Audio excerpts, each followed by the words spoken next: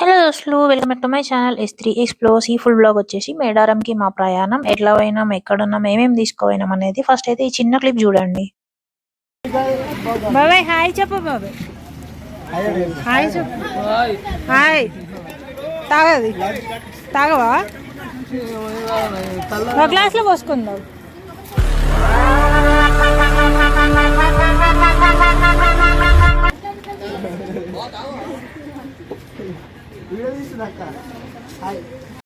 చిటికలే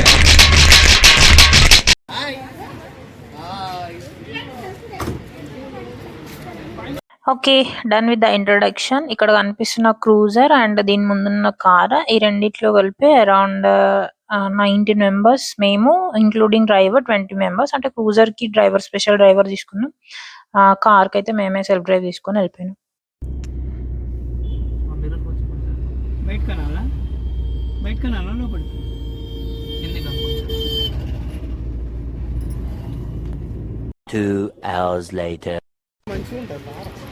ఇట్లా నన్ను తీసుకుంటూ పోవాలి.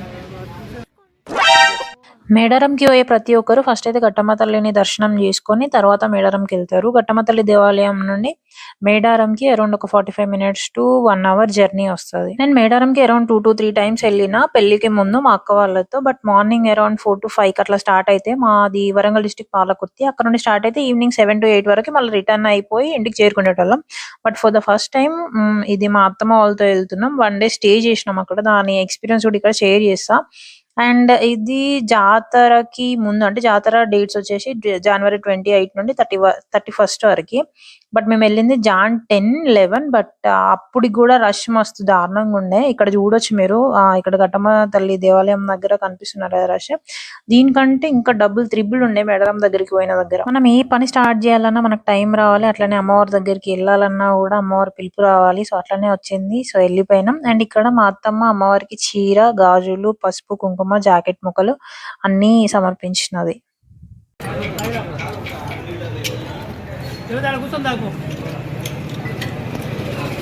మస్తు ట్రాఫిక్ ఉంది ఫ్రెండ్స్. ఇక్కడ స్టక్ అయిపోయాము ఫ్రెండ్స్. ఒలగడే ఆగుతాడు.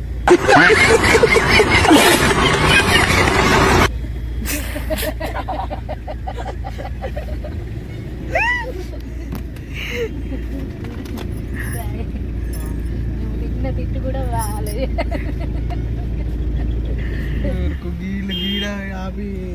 ముస్లిం మంది తింటారు.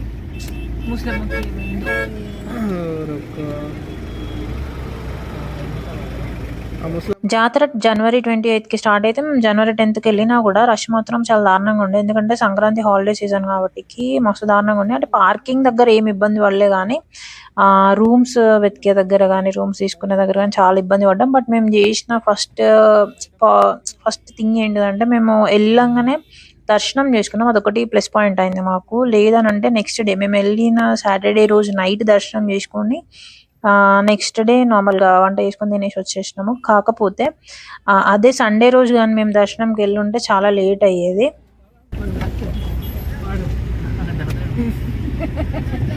అట్లనే చేసిండు.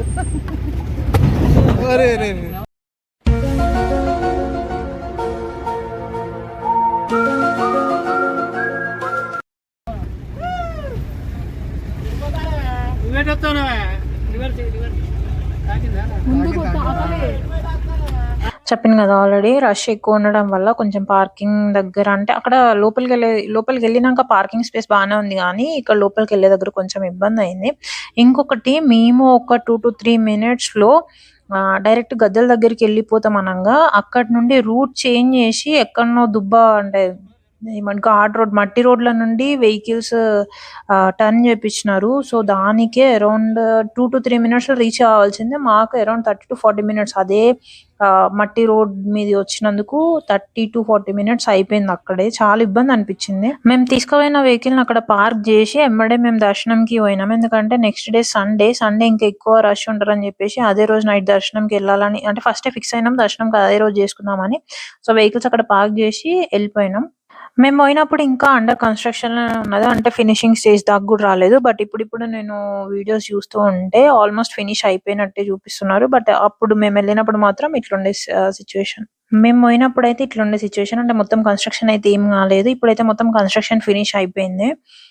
సో, ఇక్కడ మీరు చూడొచ్చు అప్పటికే మస్తు మందున్నారు. Even though Saturday night around 8:30 అయినా గూడా ఇగ సండే అయితే చాలా మందొస్తారనో ఏమో గానీ, మేమెట్లా దర్శనం చేసుకున్నామో చాలా వరకైతే అట్లనే దర్శనం గూడా చేసుకున్నారు చాలా మంది. ఘట్టమ్మ తల్లికి ఎట్లనైతే చీర, జాకెట్, గాజులు, ఇంకా కొబ్బరికాయ, పసుపు, కుంకుమ సమర్పించిందో సేమ్ అట్లనే సమ్మక్కకి, సారలక్కకి గూడా సేమ్ అట్లనే పెట్టింది మా అత్తయ్య. ఓకే. వీడియో ఇంతవరకొచ్చింది గదా! నేను మీకొక చిన్న క్వెషన్ ఏస్తున్నా.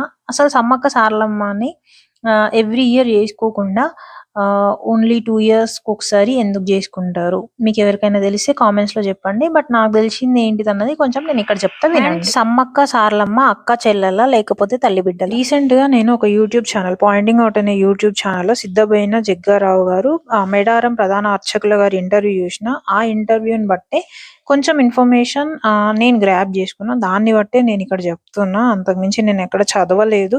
బట్ ఆ ఇంటర్వ్యూ జూషినప్పుడు నాకు కొంచెం అర్థమైంది. అది మాత్రమే నేనిక్కడ చెప్తున్నా. మీరు మొత్తం ఫుల్ ఫ్లెడ్జ్ ఇన్ఫర్మేషన్ కావాలి అని అనుకుంటే మాత్రం 'పాయింటింగ్ ఔట్' అనే యూట్యూబ్ ఛానల్ రీసెంట్‌గా వచ్చిన ఇంటర్వ్యూ మీరు చూడొచ్చు. ఇన్ జనరల్‌గా సమ్మక్క సారలమ్మ స్టోరీ ఎట్లా అంటే కాకతీయులతోన పోరాటం జేషింది. తర్వాత ఒక దగ్గర చిలకల గుట్ట దగ్గరికి పోయి పసుపు కుంకుమలాగా వెలిసింది. అప్పటినుండి ఇవన్నీ జాతరలు జరుగుతాయి అని జెప్పేసి ఒక స్టోరీ ఉంది. బట్ జగ్గారావు గారి ప్రకారం అయితే ఏ పోరాటం జరగలేదు. పోరాటం గిన జరిగితే యూనివర్సిటీ బుక్‌లల్ల గానీ, ఎక్కడనైనా ఒక బుక్‌లో ఉండాలి గదా! అదంతా రికార్డ్ జేసి లేదు. అట్‌లీస్ట్ ఒక పాంప్లెంట్ అయినా ఉండాలి గదా! అని జెప్పేసి ఆయన క్వెషన్ జేషిండనమాట ఆ ఇంటర్వ్యూలో.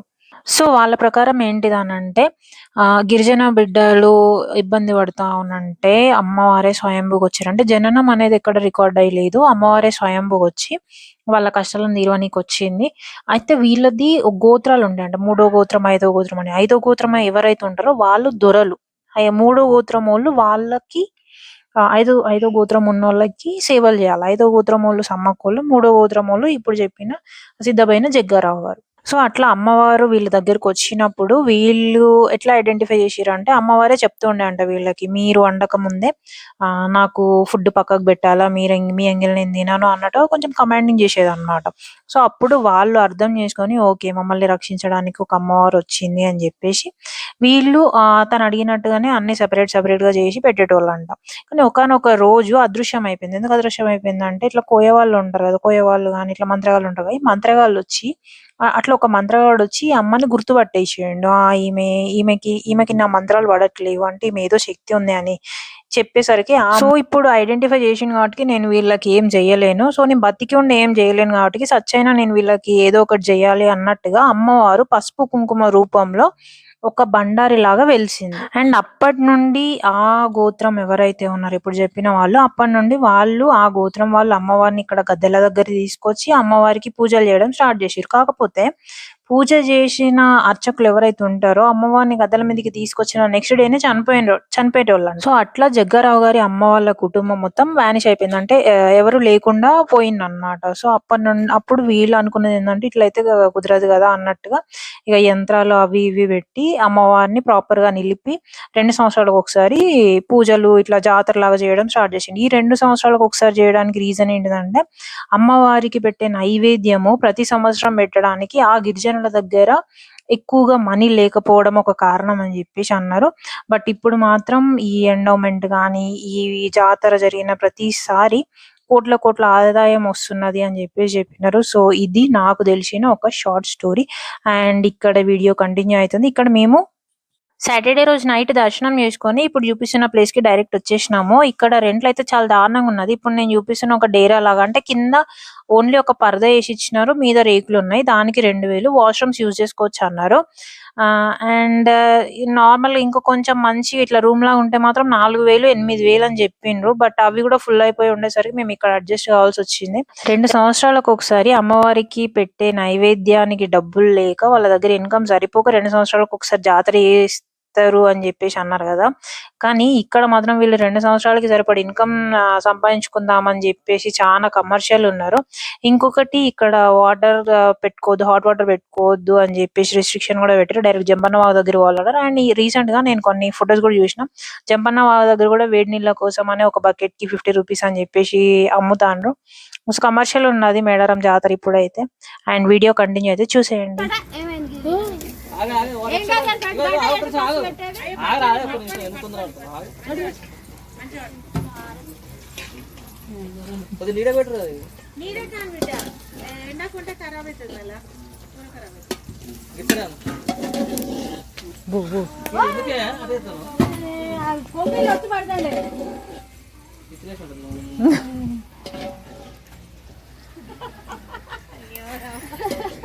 కూల్ పో ఆ బోటే ఉండిపో, సంజయ్కి హెల్ప్ చేయిపో.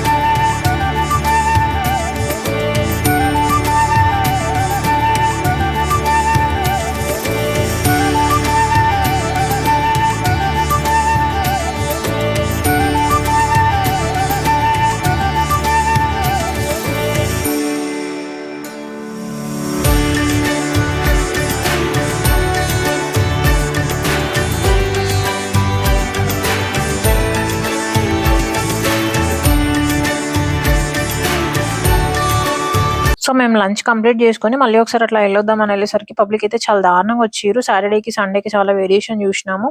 సో ఎవరైతే వెళ్ళాలనుకున్నారో చాలా జాగ్రత్తగా వెళ్ళండి. బంగారం ముద్దలు ఇసిరేసేటప్పుడు అమ్మవారి గద్దల దగ్గర చాలా జాగ్రత్తగా ఉండండి. చిన్న పిల్లలు ఉన్న వాళ్ళు ఇంకా జాగ్రత్త. And thank you for watching my video and don't forget to subscribe to my channel. Bye. Have a happy